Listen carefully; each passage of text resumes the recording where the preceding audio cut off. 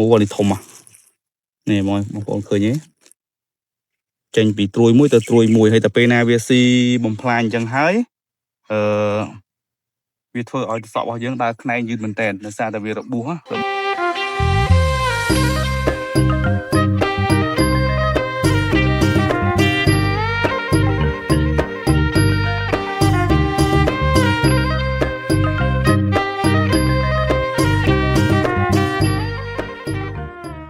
ាទអញ្ចឹង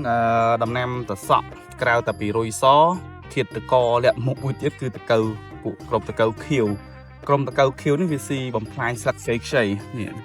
ស្ដាប់ស្នាមទើបស៊ីហើយណាបាទមើលតាមបដូលហ្នឹងមិញវែកឃើញពី3កន្លែងហើយនេះពួកអាតកៅខៀវនេះបងប្អូនចាអាពួកហ្នឹងស៊ីត្រួយតែពេលណាវាស៊ីត្រួយហើយវារំខានការលូតលាស់របស់ដំណាំតសក់យើងហើយ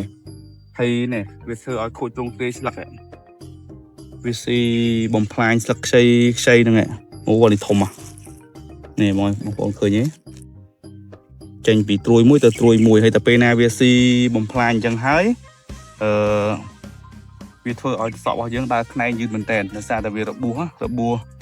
ដាច់រលាត់ដោយសារតែពពុះក្រុមតកៅនឹងឯងនេះគ្រប់បងប្អូនអញ្ចឹងតសក់នេះតែយើងទប់ក្រុមតកៅខៀវនឹងអត់ជាប់ទេ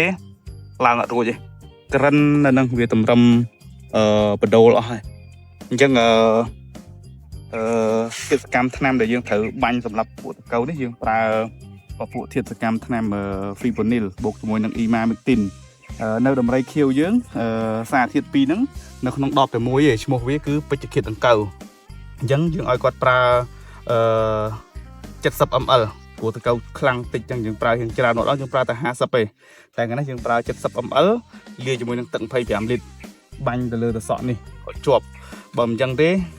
ខ្ទេចថាតកៅស៊ីហ្មងអញ្ចឹងមើលខូចទ្រង់ទ្រាយអស់អញ្ចឹងយើងឲ្យគាត់ប្រើតែថ្នាំតកៅទេជើងនេះដោយសារតែ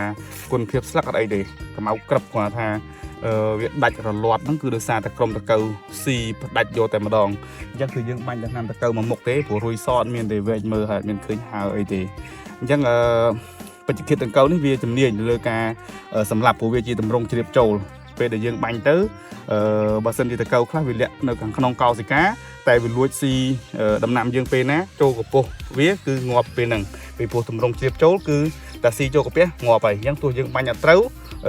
ក៏វាលួចស៊ីពេលណាងាប់ពេលហ្នឹងអញ្ចឹងវាមានប្រសិទ្ធភាពខ្ពស់នៅក្នុងការទប់ស្កាត់ពួកក្រុមតកៅខៀវស៊ីបដូលស៊ីស្លឹកខ្ចីនឹងឯងបាទសូមអរគុណ